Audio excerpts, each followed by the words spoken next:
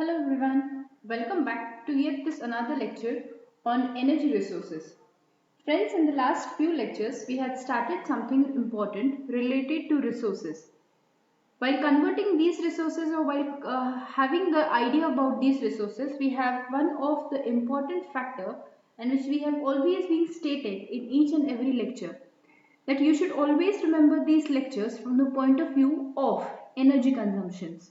That means what amount of energy is required, what amount of energy you are utilizing in your daily life depends on how much kind of energy is to be generated and what kind of energy you are actually consuming. Okay. Similarly, in from today's lecture, we will try to understand what is the form of energy. Now I know even though we have something discussed about an important topic of mineral resources, one might actually think why to study about the energy forms.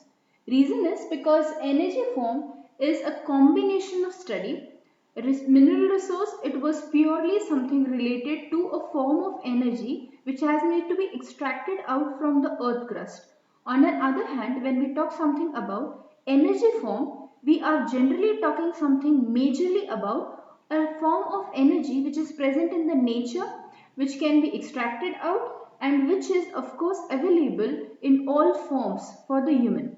That means you can either convert it or you can either directly use it. Henceforth, we have to look forward for energy forms from a point of view such that we are talking in a generalized category about each and every concept in a compiled form.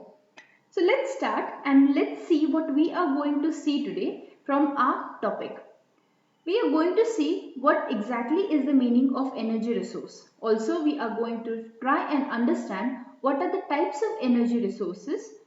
Of course, there will be a two type of form, that is conventional form and non-conventional form. But today in this lecture, we are only trying to understand something about the conventional form of energy. And of course, the non-conventional form will be covered in the next part. We will also try and understand what are the types of conventional form of energy from today's lecture. So let's get started. Let's understand what do you mean by energy form or why energy form is important. Reason is very simple. Because when we look from the point of view of our country, it is very clear that it is one of the important component of economic infrastructure. It provides economy at a vast rate. Reason is from the part of independence till today we have covered and we have grown ourselves economically from a very low kind of developed country or developing country to almost a developed country till today. And all the credit for this goes to the form of energy which we have generated or the form of energy which we are actually using. So that becomes one of the important criteria for understanding, that is economic point of view. It is one of the largest economical infrastructuring provided form of energy. Second one, when it is a largest economical infrastructure, of course it will have a huge employment, it will have a huge workership. That means it will provide more employment to all of the workers present all over the country. In short, we can say that it provides economic growth to the country. Okay, so infrastructure is something different and growth is something different. Infrastructure is something which means that only we are looking forward from the point of view of country. That means जिसे हम GDP कहते हैं कि country का GDP, that means gross development जो हुआ है वो कितना है. अगर इकोनॉमिक ग्रोथ की बात की जाए तो इसमें सब कुछ कंबाइन हो जाता है, जिसमें हम सिर्फ कंट्री का कितना डेवलपमेंट हुआ या फिर कंट्री कितने रैंक पे पहुंची है इकोनॉमिकली, सिर्फ इतना काउंट नहीं करेंगे. But at the same time हम ये भी काउंट करना शुरू कर देते हैं कि what amount of growth is being there for the people in the country. So that is called as economic growth of the country. The third and important factor is it is one of the developed capita. That means it has given countries, especially like India, one of the energy source which can give much more amount of capital income. Reason is because we know and we have seen in the past lectures also that India is one of the country where you can find a numerous kind of soil resources. We also find numerous kind of water resources because we are surrounded by the three sides from the waterland. Henceforth, it becomes very much important for us to occupy and to consume to bring this energy into a proper shape so that the energy will be generated at a larger cost. Even though all these things are taking place after the independence, from approximately 1950s it might have been calculated and started, but we see that even though we call India as one of the developed countries now, and we have a large source of energy in all areas, maybe it is a renewable resource or maybe it is a non-renewable resource, but one can find that even today India is ranking 1/8 in position. That means still also we are being considered to be not developed from the form of energy resources. So that is one criteria which gives the country a global average rate. That means it can decide whether the country is a developed country or it is a underdeveloped country or a developing country. So it defines that India still is a developing country and it needs to develop a lot even though we have more forms of energy resources. Now let's understand, when we have so many forms of resources, how can we basically divide them or how can we categorize them?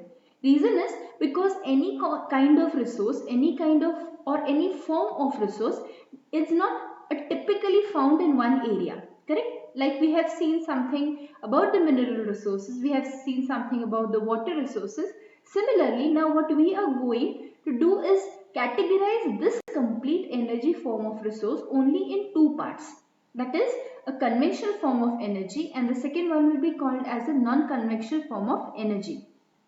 Now of course we know that something about the conventional form which we are going to study today, and in the next lecture we are going to study something about non-conventional form of resources.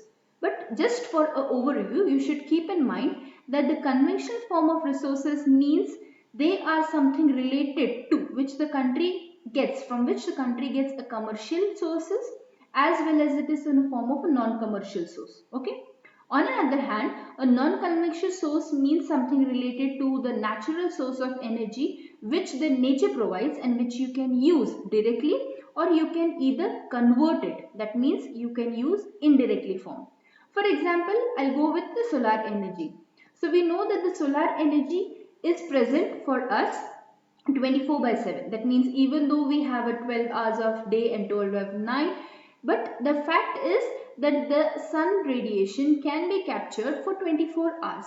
So the solar energy is provided to us. Let's consider for approximately 10 hours. Okay, like we see for our country today, a situation climatic occur depending upon the climatic condition and depending on the geographical region or area, this energy resource might change. But let's approximately consider that we are being provided with 8 to 10 hours of solar energy. But is it possible to use these solar energy as it is?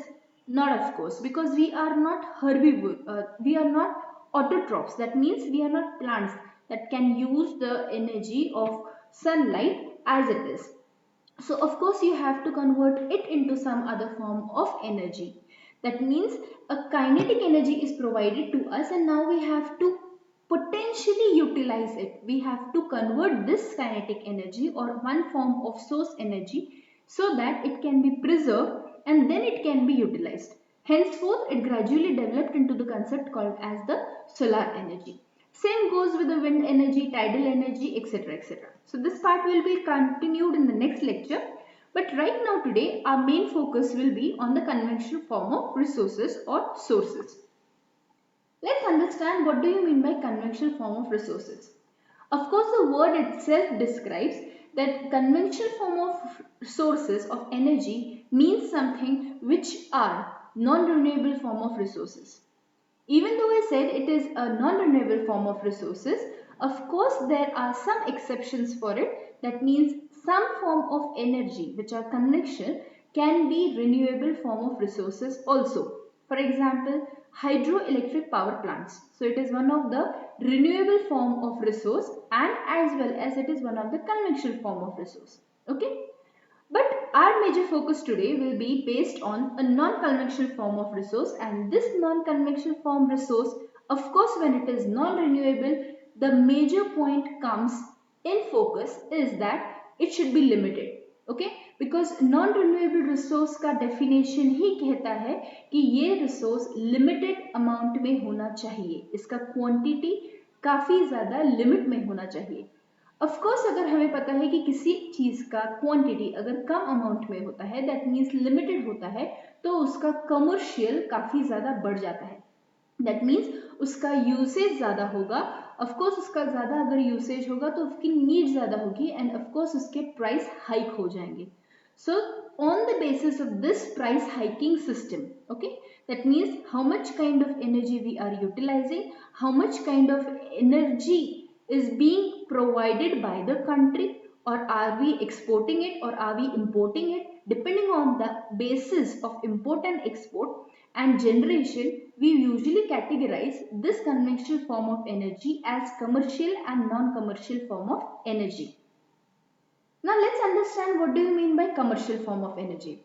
So I guess यहाँ तक आप लोगों को clear हो चुका है कि basically energy form को हम दो पार्ट्स में डिवाइड कर सकते हैं. पहला पार्ट होता है आपका, वो होता है कन्वेंशनल सोर्स, और दूसरा पार्ट होता है वो होता है नॉन कन्वेंशनल सोर्स. और कन्वेंशन को हम दो पार्ट्स में फिर डिवाइड करना शुरू कर देंगे बेस्ड ऑन आप कितना यूटिलाइज करते हो, आपकी नीड कैसी है, और at the same time need के हिसाब से वो एनर्जी सोर्स आप में कितना क्वालिटी में अवेलेबल होता है, कितना क्वांटिटी में अवेलेबल होता है, इन सब बेसिस पे इसे कॉमर्स और नॉन कॉमर्स, दैट मीन्स कितना ज्यादा मनी प्रोवाइड करेगा या फिर actually free of cost available हो सकता है क्या, इस बेसिस पे हम इसे डिवाइड करते हैं. Now what do you mean by a commercial source? Commercial source of course actually means something which you need to pay a price. Okay, that means you have to purchase it. So commercial itself आपको word समझ में आ जाएगा कि आप consumer हो, आप उसमें consumer हो जाते हो या फिर आपको परचेस करना पड़ता है किसी प्रोडक्ट को. So for example coal, petroleum, electricity, ये सारी जो चीजें हैं ये कमर्शियल फॉर्म में आना शुरू हो जाती है. ऑफकोर्स अब क्या हो गया, अब आपको ध्यान में देना पड़ेगा that these are commercial conventional resources, or you can say it that these are commercial non-renewable resources. Okay, so basically जिस चीज को आप में पैसे देने पड़ते हैं, for example let's go with a simple example of petroleum. So if you want a petrol, of course you have to buy it, you have to purchase it, so you pay money for it and then you get the petroleum products. So it goes with a source of economy, henceforth it is called as a commercial resource. That means अगर ये तीन examples ही हम सिर्फ ले लेंगे, that is coal, petroleum, electricity, you will find that it is one of the important commerce part. That means economy सबसे ज्यादा इंडिया की अगर डेवलप हो रही है तो पेट्रोलियम प्रोडक्ट से हो रही है, कोल प्रोडक्ट से हो रही है. दैट मीन्स हमारी काफी ज्यादा डेवलपमेंट कॉमर्शियल पार्ट में, इकोनॉमिकल पार्ट में कहाँ से हुई है, तो प्रोडक्ट्स ऑफ कन्वेंशनल सोर्सेज से हुई.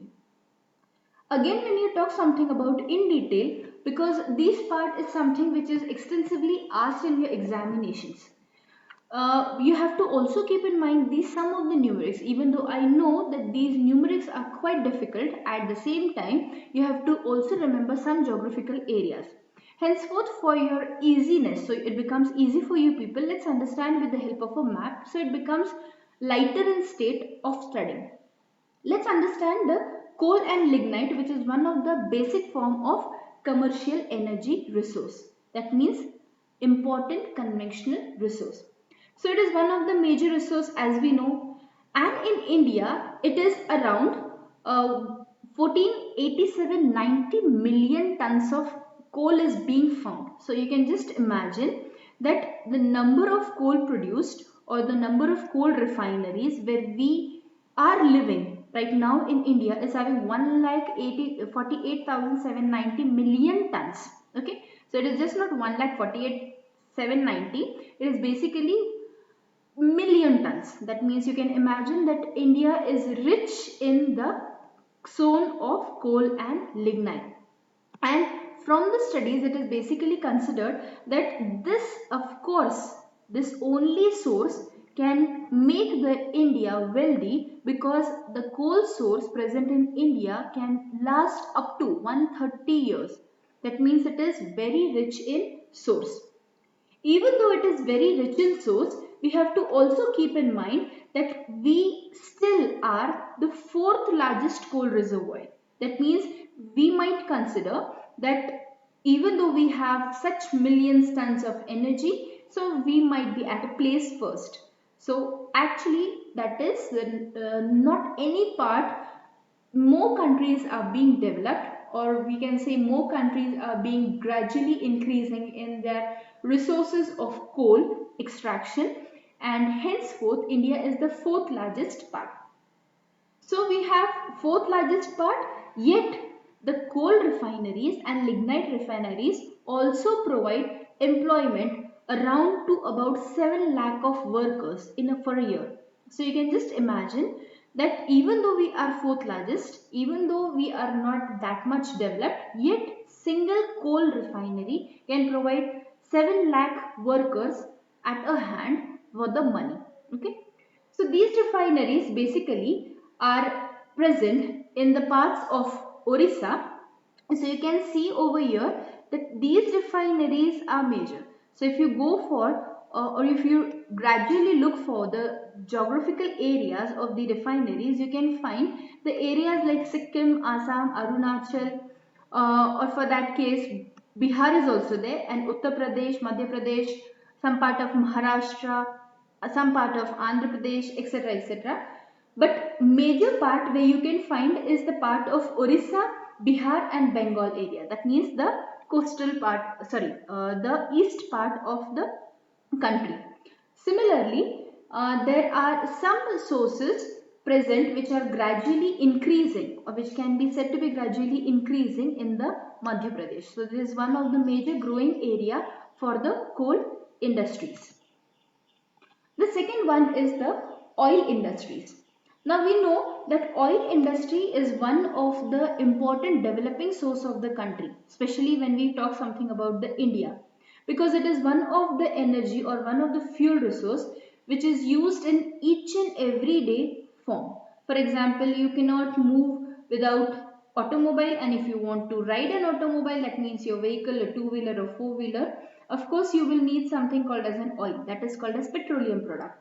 So it is needed for automobile, you can call it for trains, planes, ships, number of.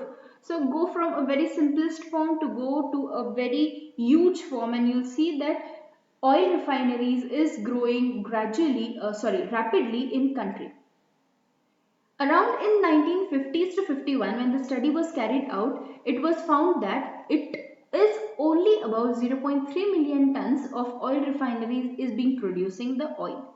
And the first oil refinery was present in 1951. It was the only present refinery that was in Assam.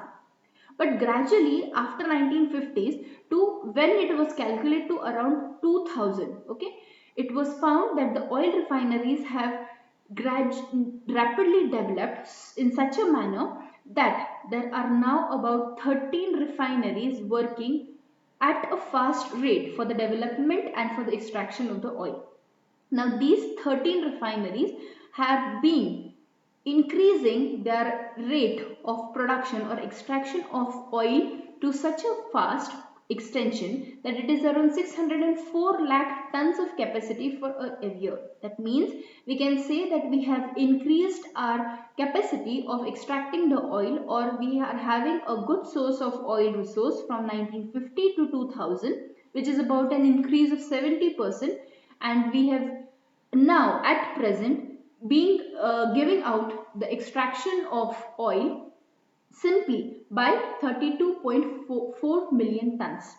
Now one might think that even though we are giving 32.4 million tons, that means India is the hugest country for developing these refineries, but it is all wrong. Rather, India is one of the country which has to actually purchase the oil. So that is the part which is giving us again an idea that India is 1/8 in the consumption of the energy resource compared to that of another countries. So we are still lagging behind with these kind of resources when developing takes place. The third form, that is called as a natural resource. And of course, natural resource is the second important form after the oil resource, which is widely used in the country. Reason is because it is one of the product which is needed in household in each and every form. So you can either go with a natural resource which you get from a petroleum product, or a natural resource which you obtain from a free gas sources. Now free gas sources are the areas where they have a field where they generate the gases product. For example, in Assam, Gujarat, Andhra Pradesh, you find these are the places where the fertilizers are being created and they converted into a natural form of free gas so that it becomes available to us at point to point. So one of the best example of natural resource or natural gas resource is nothing else but an LPG. So it is one of the product which is formed and which is provided to each and every household nature or stove. On the other hand, natural resource becomes important for a second point because it is one of the also form of energy which provides a fertilizer. Because we know that gas material is actually produced by the process called as decomposition and fermentation. Now this can be an aerobic or anaerobic. So that is not a point for discussion right now today. But only keep in mind that even though when the product are being decomposed, of course they are forming some kind of component which is broken down into a simpler form.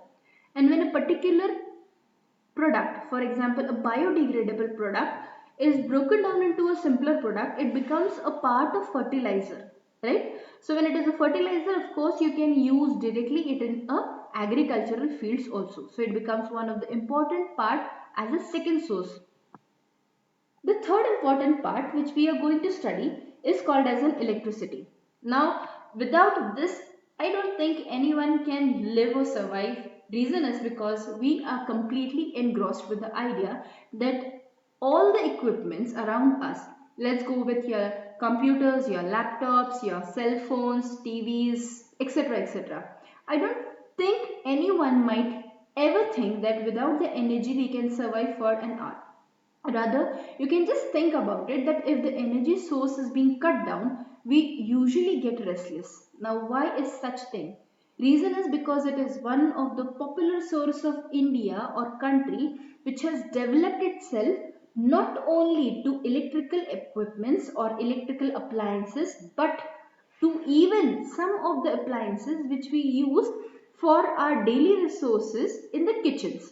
So it is one of the electrical equipment, but we had not developed such a kind of electrical equipment, or we were not using such a kind of electrical equipment. For example, in the past years, we see that the energy resource, that means electricity, was only provided and we people used to use these energy resource electricity in a form of only for the fridge or maybe TV, etc. Okay, so that was the basic need. Now it was being developed to such a vast extent that even the microwaves, washing machine, cooking appliances, etc., etc., all work on electricity. So it is probably a difficult part to think about any kind of resource or any kind of appliance to be working freely rather than a use of electricity.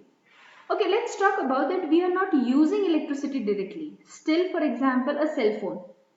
But of course, you have to recharge it.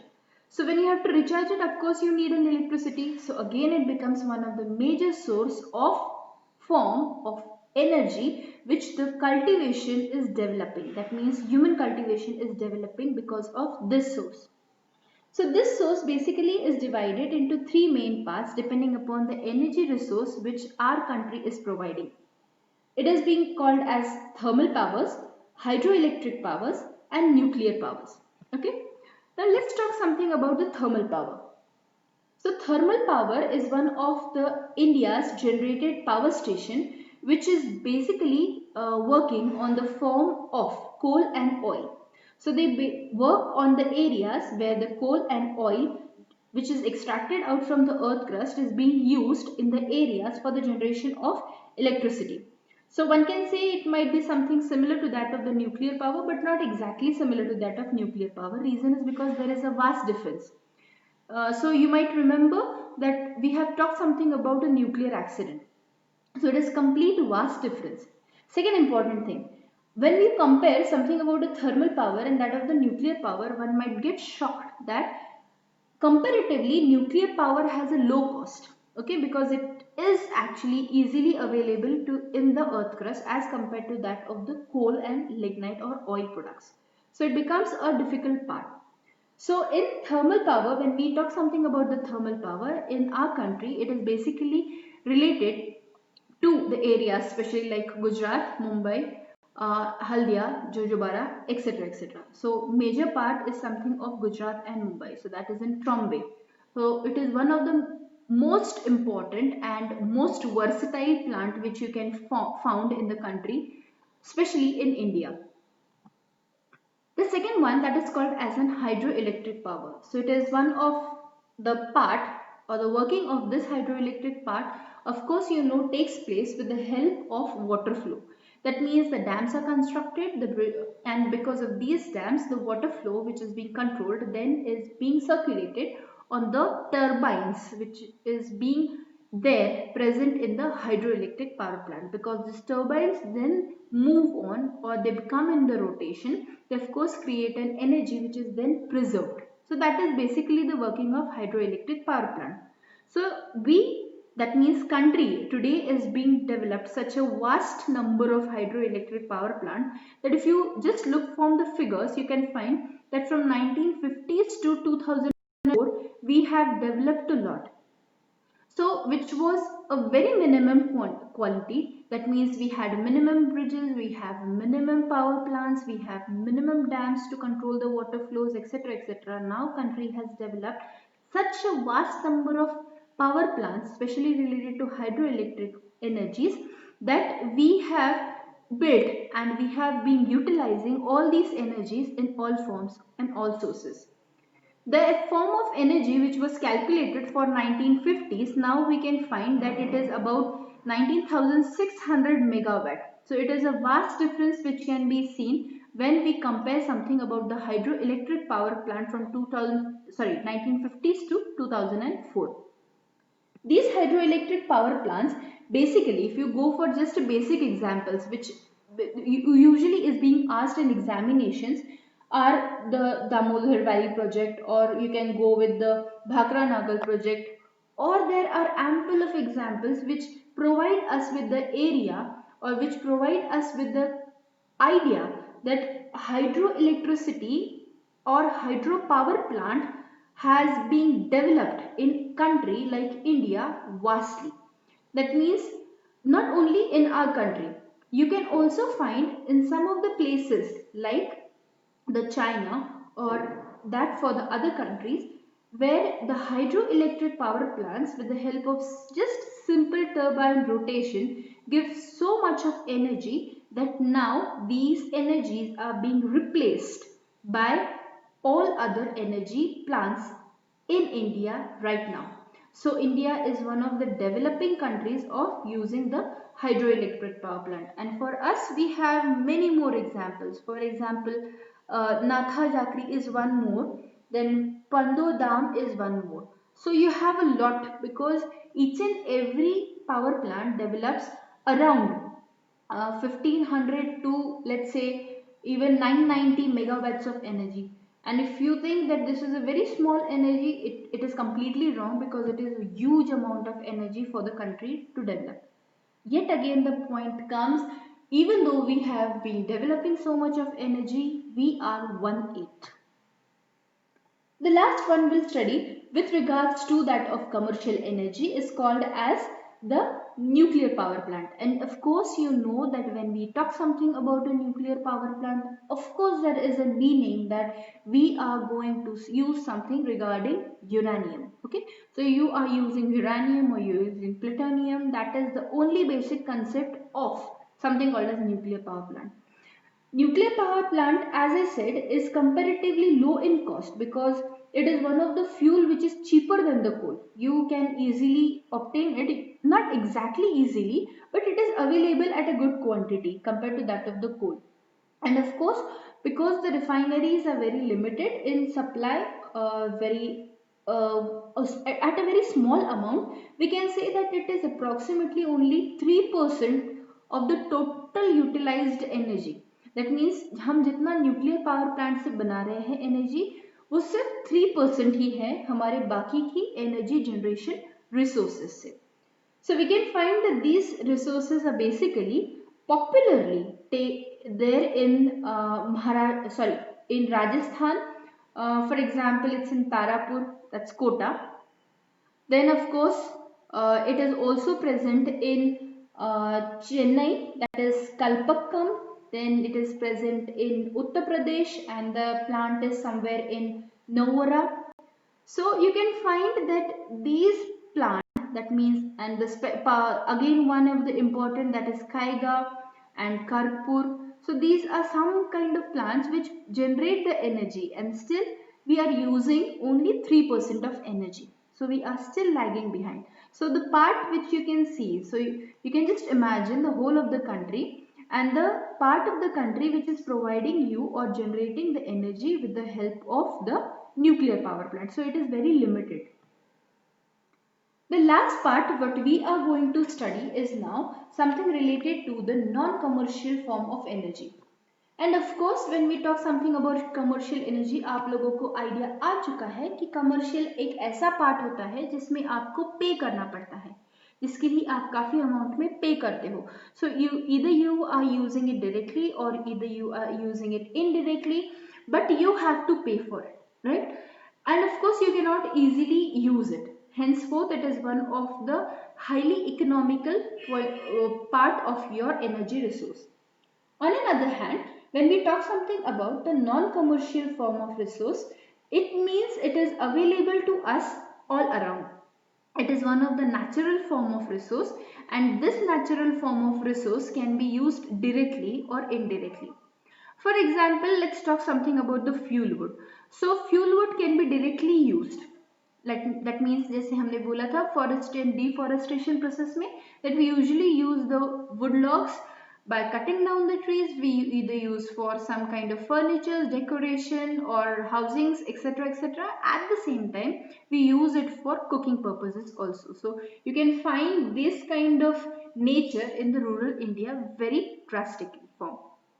The second one, for example, is that of straw. So जिसे हम usually dry grass कहते हैं, या फिर material left over after the farming, basically is called as a straw. So this straw basically is also used for the fuel, that means for cooking purposes. Especially when you go for the overview of culture of rural India, you will find that this is one of the common source. After the agriculture or after the harvesting is completed, whatever the leftover is there, after they remove out all the harvest, the grass is being bunched up or compiled in a form of bunches, and then they are dried so that it can be used in a form of a fodder. Some in a kind of a fodder, some in a kind of a direct source for the consumption of fuel for the cooking purposes. A very good example which you can see or which you can find when you go for a typical village area is that of a dry dung. That means a cow dung which is dried in a form of some kind of round shaped plates, so that it becomes dry or dries easily, so that it can be used. This is one of the common source all over the India which you can find, and this is one of the major organic material also. So what we can say that non-commercial energy is actually much helpful from not only the rural area point of view, but from the point of view of conserving the energy, just for the reason because it is one of the resource which is obtained from the nature directly, as well as one can imagine that this resource is something which can easily get converted. That means it can easily get decomposed, and it will of course form an organic fertilizer or organic material. So this is something related to the non-convection energy resource. So you can just imagine that you are turning on the product, right? So we are just looking forward of using only the product, and rather than expecting, not to imagine that which kind of energy is can be converted, which kind of energy can be direct form of use, etc. So I hope you people have understood today's lecture, and just for a quick revision, I'll just revise it in a short form, that we have today seen something about an energy form. We have seen what do you mean by energy form, what are the sources of energy form, that means major two types of energy form, that is conventional and non-conventional form. Then we had seen something about, when we are talking something about the conventional form, as a major topic for today's discussion was, that is commercial and non-commercial form. So commercial was something where the energy resource you have to pay for it, and non-commercial was something where it is available to you in a nature form and a natural resource form. I hope you people have understood.